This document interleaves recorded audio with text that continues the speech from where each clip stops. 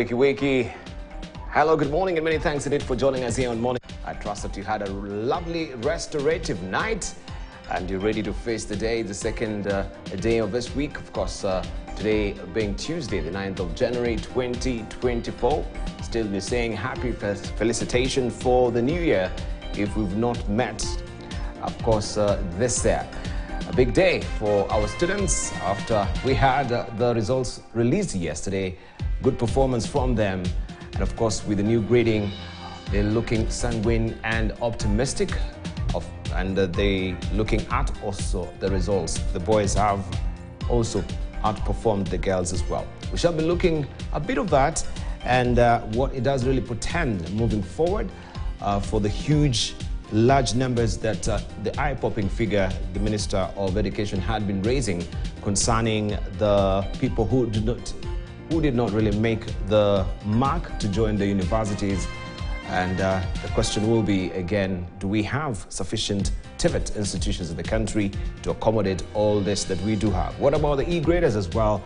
There is a concern regarding this constituent of students as well. What do we do with them moving forward? That's some of the issues that we shall be discussing here. And of course, also looking at politics with the new development as well. Reactions are coming to bear right now since the indication from the Jubilee Party, one of the party leaders there, David Morade, announcing that in 2027, Raila Odinga is going to be firmly on the ballot. And this also might really drive a wedge between all the constituent parties that are within Azimio La Umoja. So we shall be looking at that as well, and a raft of other issues. The CDF has been disbursed right now, according to the president. This was also a big issue before we had a closure, or we had the recess beginning for the parliamentarians who will be back in the National Assembly and of course the Senate next month on the 15th. We shall be looking at this. I'm joined this morning by John Berry, who is the chair of ODM and also nominated MP. We shall be joined also by Farah Malim, who is a member of parliament for the DAB. We shall be joined by Dan Manzo, who is a senator of Makueni, and also Eden Kanan, who is a member of parliament for Eldas as well. So we have a lot that we want to discuss this morning. You know what to do also. You can get to drive a show with me. Hit us on Twitter, which is now X, at Dibala Nair is also my X handle, and also at KT News is our X handle as well. But before we move on, let's see how the weather will be today.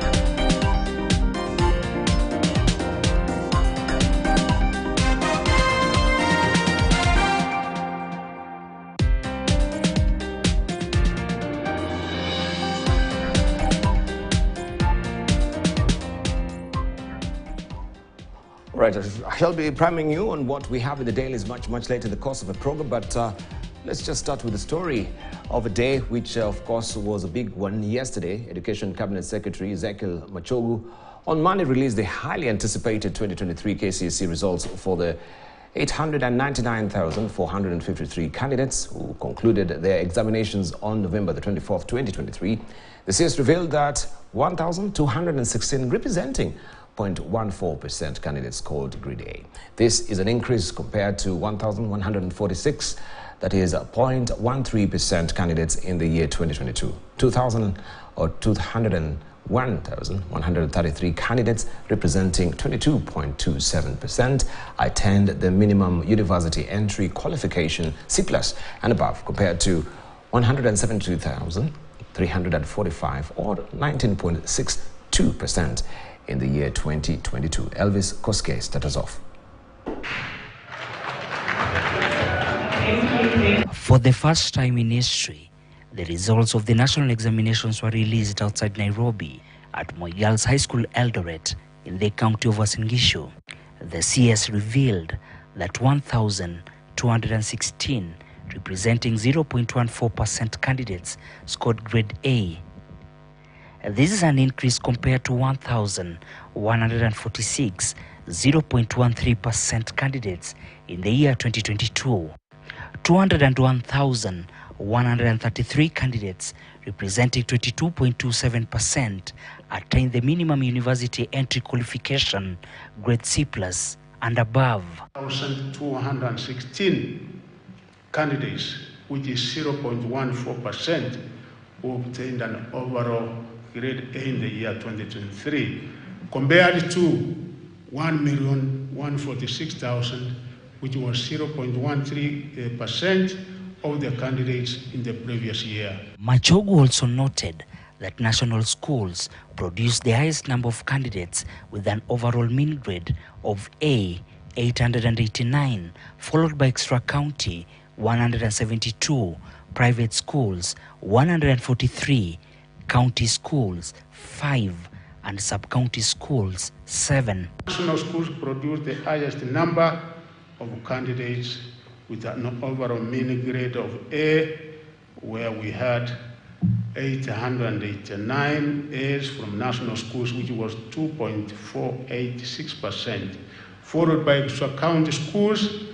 172 A's, which was 0.096%.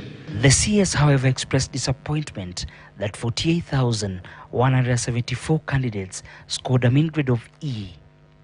A total of 4,113 candidates were reported to have been involved in examination irregularities, with the council cancelling the results of 4 cases of reported impersonation after completing investigations. The results of the remaining 4,109 candidates who were suspected to have engaged in examination irregularities have also been withheld pending the completion of investigations in their cases within a period of 20 days from today. Machogu directed the Kenya Universities and Colleges Central Placement Service to immediately put in place measures to allow the 2023 KCSE candidates wishing to join TVET institutions to apply for their courses ahead of the March 2024 admissions. Additionally, I directed COOPs to mount a robust career awareness campaign among the 2023 KCSE candidates to ensure all students understand the new TVET and the university entry requirements. Out of the 2023 KCSE candidates, 450,554 were male, while 448,899 were female, representing 50.09% and 49.91% of the total candidature respectively. Female candidates recorded better mean score performance in arts and languages, while their male counterparts recorded better mean score in sciences. Elvis Koske, KT News, Uasin Gishu County. The festive atmosphere envelops various high schools across the nation as the outcomes of the highly anticipated exams, that is the KCSEs, were announced yesterday. Here's a look at a cross-section of those celebrations.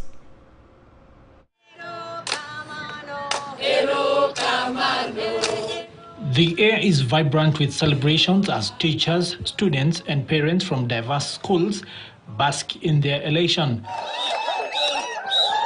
Pangani Girls High School in Nairobi set the tone with jubilant revelry as 27 students clinched impressive A grades, achieving an outstanding average score of 9.9. They have done so well. We are happy.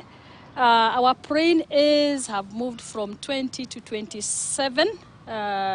Last year we were at 20, we are at 27. Our A minuses have moved from 95 to 124. So this is a great performance. Kabianga High School in Kericho County also rejoiced in the success of 20 students attaining the prestigious A grade, marking a significant milestone. So far, we have 20 A's from the tallies we've been able to get: 89 A minus, 91 B plus, 95 B, and the list is still going on. I want to believe these results will be better than the previous results. In Laikipia County, Nanyuki Boys High School emerged victorious, boasting 15 students achieving the A grade, while an additional 286 secured C plus grade and above. As a school, we have seen a positive trajectory. We've been improving in almost all the spheres, be it games, drama, and all that. And now that in academics, we are also doing so well. Baricho High School maintains its excellence, securing an impressive average score of 9.2. More than 400 students out of 448 recording C plus grade and above.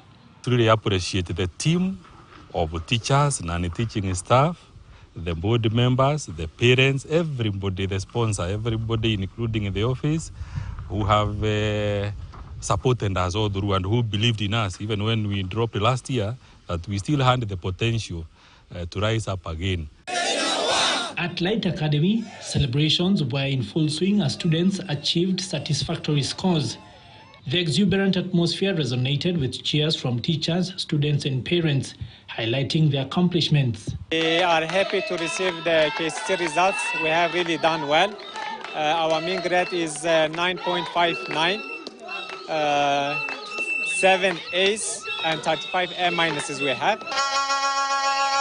And finally, Vine Spring Girls in Ruai, Nairobi joined the jubilant KCSE celebrations with 98 students qualifying for university admission, with most achieving a commendable B grade or higher. Today we are very happy and I'm very proud of our girls. They have made our school proud because of the good performance they have recorded in the exam concluded last year, 2023. Throughout various schools, the smiles of successful candidates radiated joy. It's not easy, do not expect it to be easy, but it's not also impossible. You can be able to pass, and it's just a matter of working hand in hand with the teachers, working hand in hand with your fellow students as well. Their secret to success, they affirm, lay in discipline, dedication, and collaborative effort. And with the public schools having opened for the first time of the year 2024, the issue of increasing cost of living remains a huge challenge for a large number of parents. Besides buying students' school uniforms and other school products, some parents, hard hit by the economic crisis, have been forced to transfer their children from private to public schools due to the cost of living. As our reporter, Husna Mohammed, reports. 3 oranges. You're given how many oranges? 3 oranges. It is D-Day as students report back to public schools for the first term of 2024. As usual, this is the time where many parents scratch their heads regarding the cost of their children's education and how they'll make ends meet. While the issue of the rising cost of living is depressing many parents, some are just happy that their children get to leave the house after a long break. Ni ile tumekuja hapa asubuhi, watu walikuwa wengi. Alafu najua ni sahi ni system. Lazima mtoto awekwe kwa system, majina inachukua muda kidogo. Lakini at least mwalimu amejaribu kufanya haraka haraka.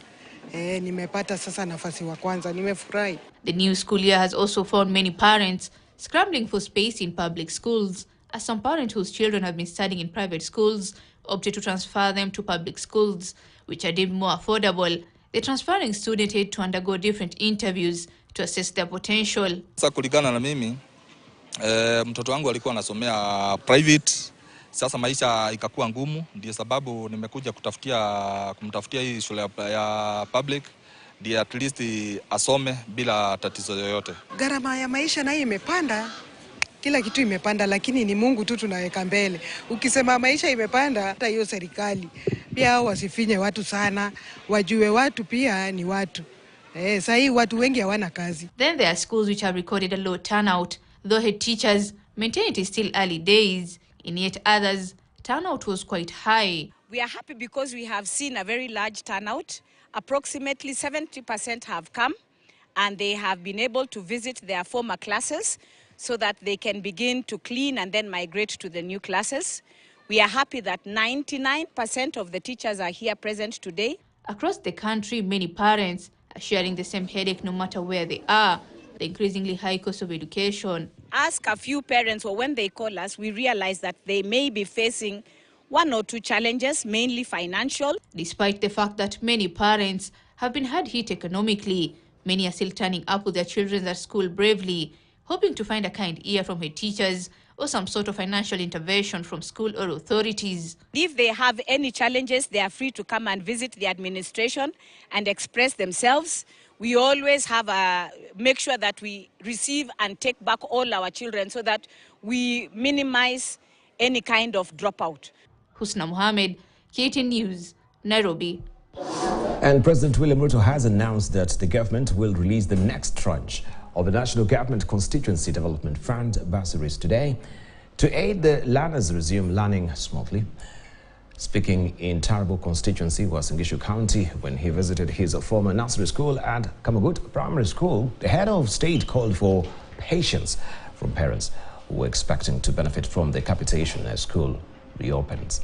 The president also continued on his war path against the judiciary, saying he will continue with the launch of affordable houses today in Eldoret town, despite an existing order against the projects.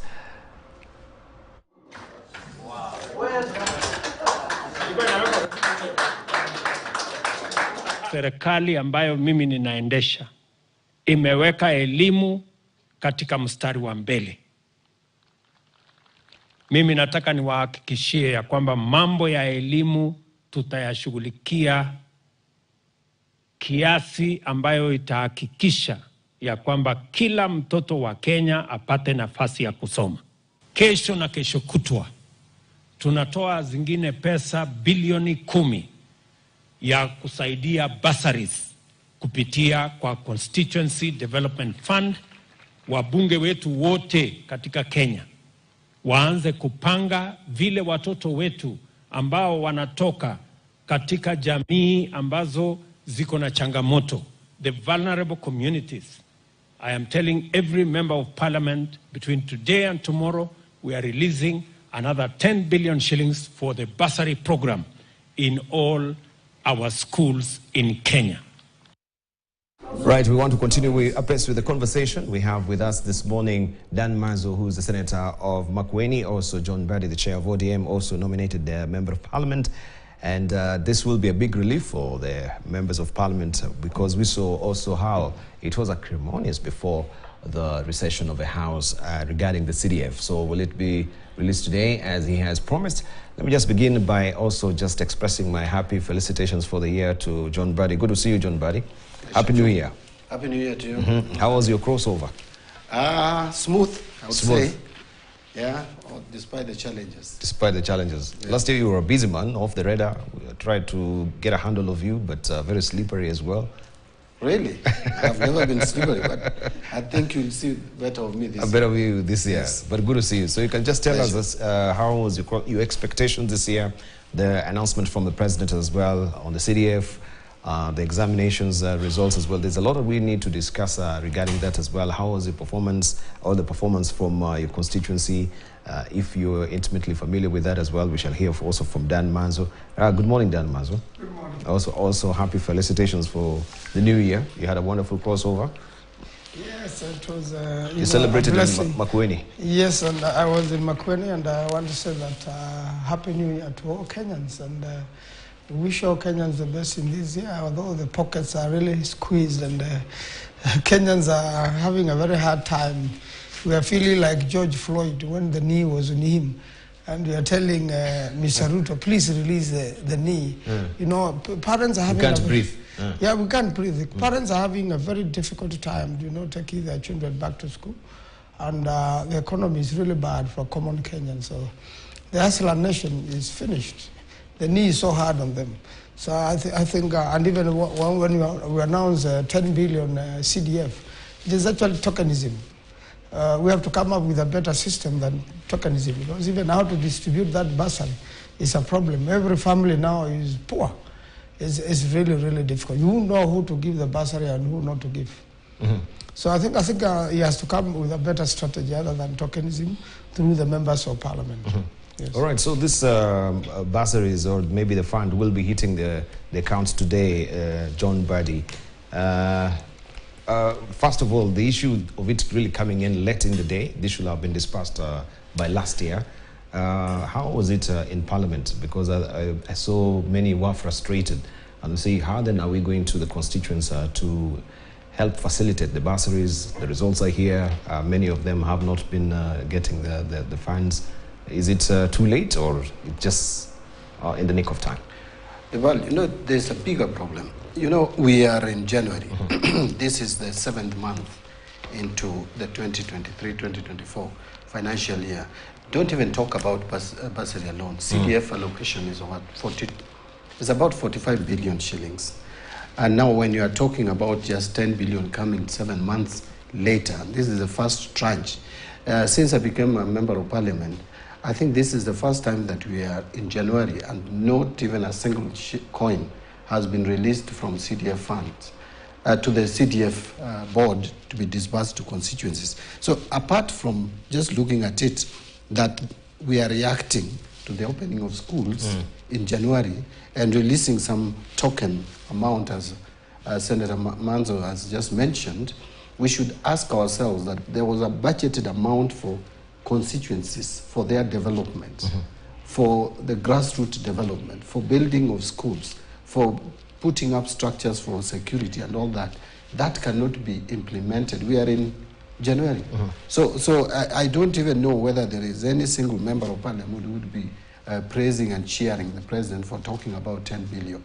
The government needs to come out clearly and tell us that, and answer this question, are they able to finance the 2023-24 budget? If not, then there should be some drastic actions. If you read the Daily Nation today, the government is raising debts by 168 billion shillings. And we may talk about that later. But that just tells you that we have a government that is literally struggling to finance the budget. And so we need to ask fundamental questions. Did we over budget? The answer is yes, I will tell you. And are we mismanaging our collections? The answer is still yes. So President Ruto, instead of talking like he's doing something so big to Kenyans, he should admit that his government is struggling in terms of financing the 2023-24 budget. Right, some will say that at least the capitation has also come in timely. That was a niggling worry for most of the principals as well. So yes, there's capitation for the school still, also with the CDF and the bursary. That seems to be another niggling worry. So timely means what? Actually, capitation should always come smoothly throughout the 12 months. Now, when it comes at a time when people have already made noise and schools are opening, is when we should not be a country that operates on crisis. We should not be on crisis mode all the time. The economy should be run in a predictable manner. It should not be at the whim and pronouncements of the executive.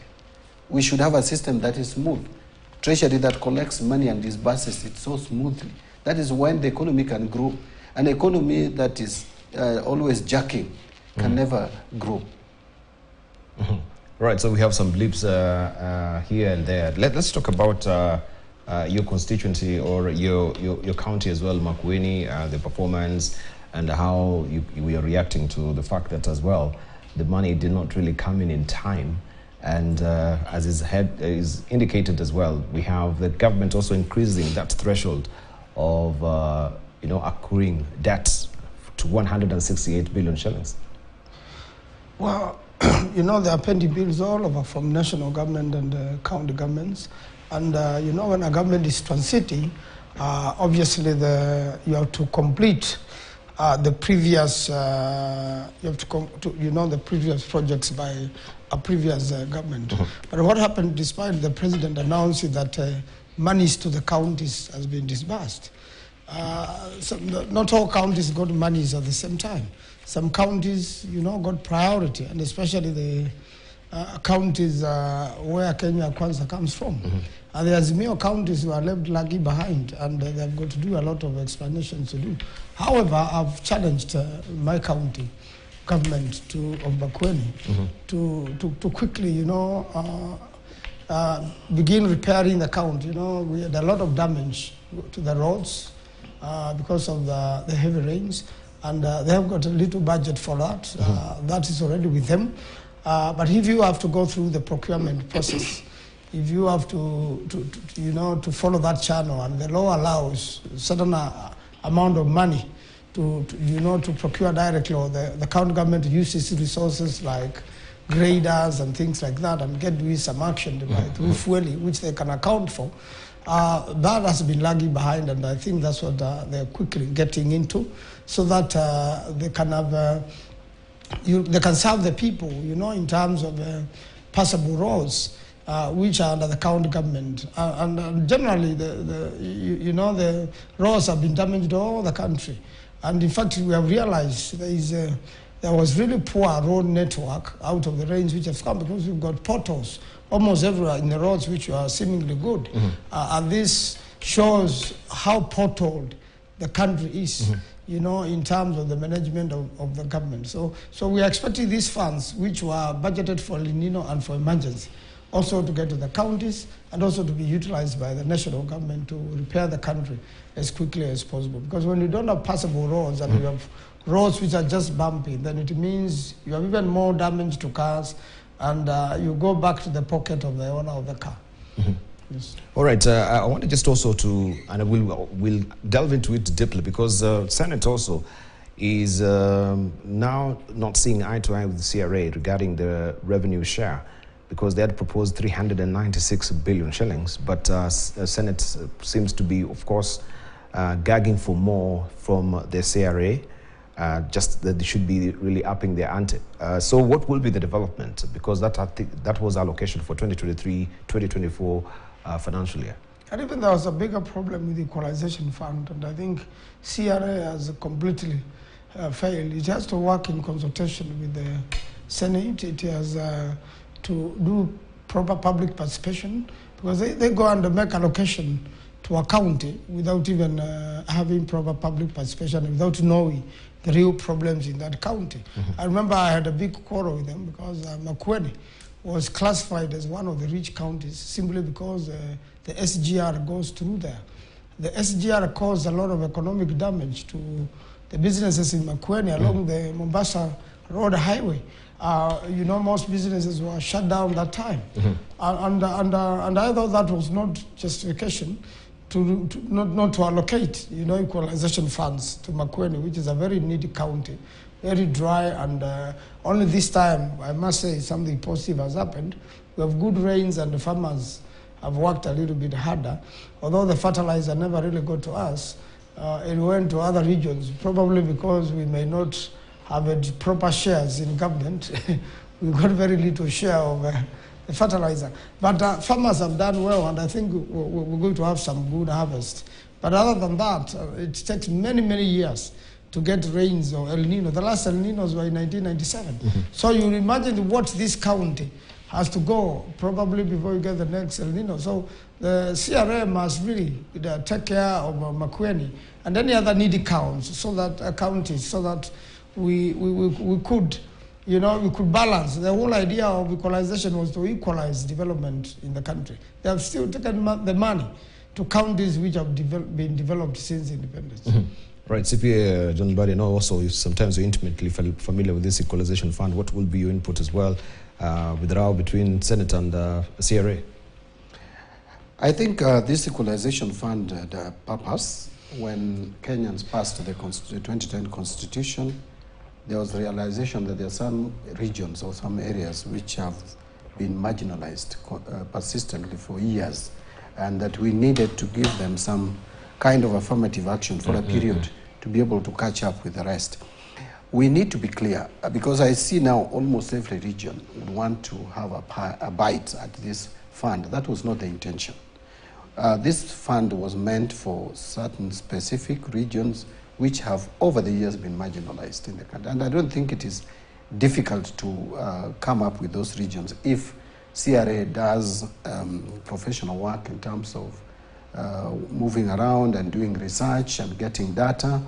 And so I don't see why there should be controversy. I know politicians, Senate is composed of politicians. Every politician would want resources to go to their regions. But CRA should rise above that and do a professional work in terms of research and with the data, back it with the data, so that those who are contesting, and I wouldn't fault the Senate, if there is no convincing data, then the Senate would want, all the senators would want money to come to their regions. If you come even to my constituency, there are areas which would be considered marginalized. But in terms of the marginalization that was spelled out in the Constitution, probably my region is not as marginalized. And this money should target those specific regions, because it's not even a lot. It's so little. And the period that was set for it is coming to an end. So I think we need CRA that is professional. The problem probably is that the CRA is not coming out as professional as they should. Yes.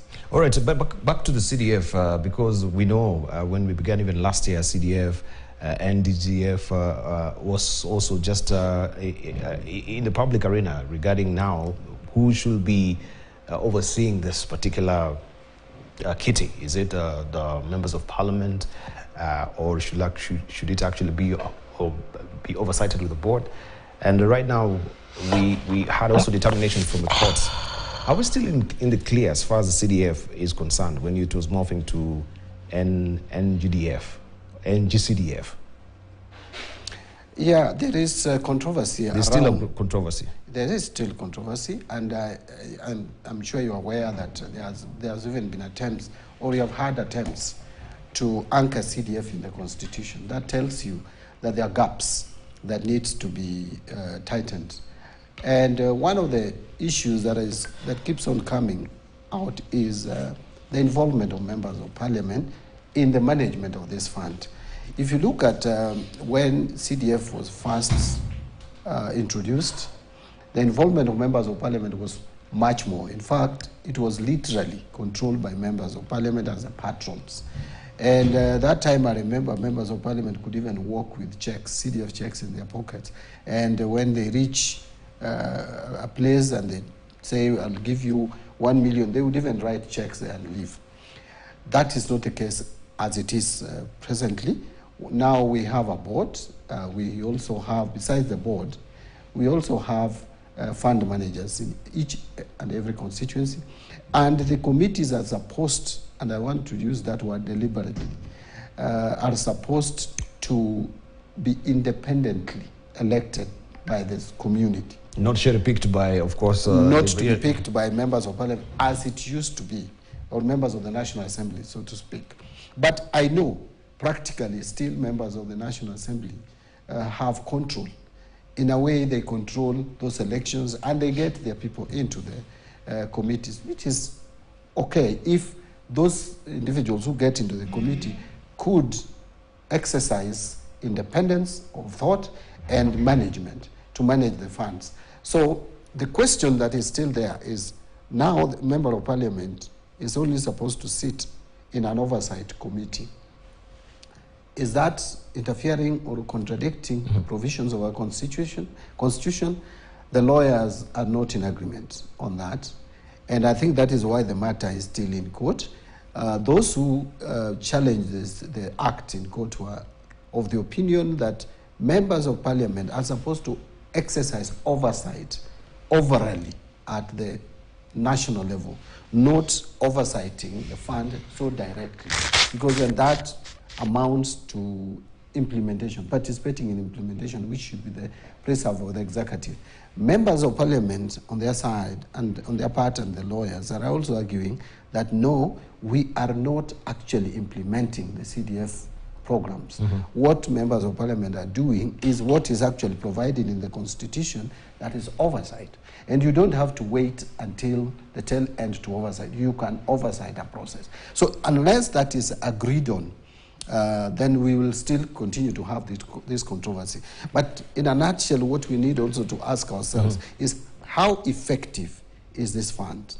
And how effective is the management of this fund? I will tell you that National Government Constituency Development Fund, despite a number of pitfalls, a number of issues in some areas, is one of the most well-managed funds in the country. And one of those funds where we see value for money compared to other budgetary allocations that we make every year. And so we need to pick the best out of it and remove the weaknesses of the fund and have it work perfectly well. And that is why I think across the political divide, we are in agreement that CDF needs to be anchored into the Constitution.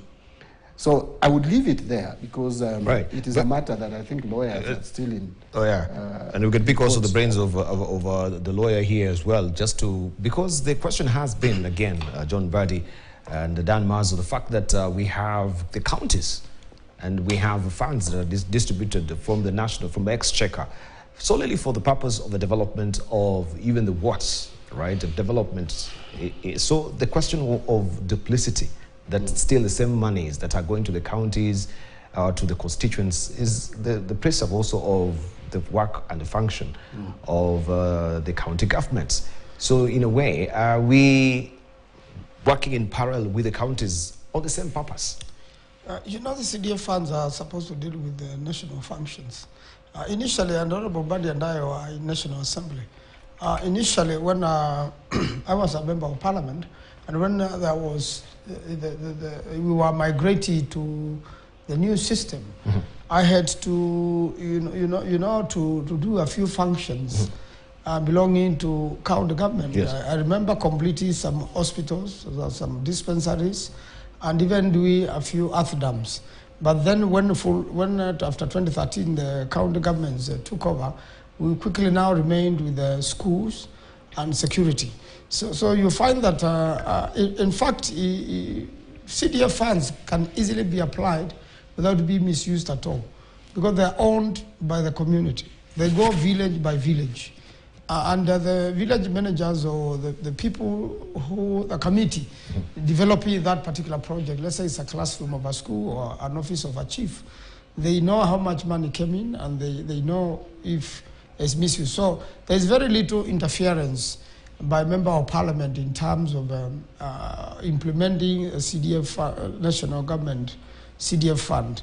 And ordinarily what should happen on that particular one is that the villagers and the people there, the constituents, should take full charge of that money. And any member of parliament who has attempted to interfere or touch CDF funds, I have not seen parliament again, because it's a common knowledge of every villager that you know these classrooms cost 500,000 to 800,000, and a lot of times they are built. The materials are bought, and a local fundi goes on to do the construction and probably only makes 20,000 shillings after a job of over a month. So it's generally a community thing, and I think it can be managed better. The member of parliament can still do oversight together with his oversight team. They can still do oversight to make sure that money has been used, and that's why it is the only money you can see in the countryside. Unfortunately, the county funds, you can't see them. In fact, most county governments are relying on things which were done by previous government before devolution. So the CDF funds are very effective because the member of parliament oversights them together with the people and who implement it. And that's why there is a fund manager and a team working with the fund manager and even officials of CDF elected or appointed at the grassroots. It has been very effective. And that's why there are proposals in the amendment of the Constitution to find a way of entrenching these monies in the Constitution, but oversighted. It's a way of the government working directly with the community, but the MP oversights. There may be one or two places where it has been abused, but it can easily be corrected. Unfortunately, the system of the county government has been redoed by corruption and has become even more ineffective than what used to be there. Although there are improvements from the previous system, devolved functions can also work better and can serve the people better if there's no corruption at the counties. Yes. All right, I just want to, before we take a short break right now, we'd run you by the dailies briefly before we take that particular short break. I promised you to do that after I was just sorting out my issues here with technicalities. And if you've not stepped out of the house yet and you want to see what actually is headlining the front pages, fresh off the press this morning on the front page of the Standard publication, is all about academia. Of course, the results yesterday: Alliance, Mangu, Meru, Kagumo, top central schools. This year's KCSE results were different in many aspects. It says final grade was arrived at using new grading system. Learners improved in maths and number of underage went up by more than 4,000. And also you've been given a list there. This is the standard tally on how they performed. The names are given there.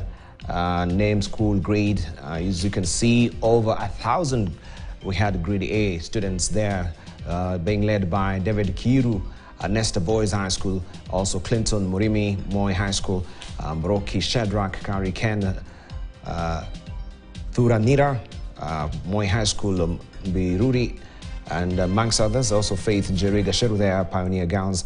And you can read the rest of the details inside on page 6 of the Standard this morning.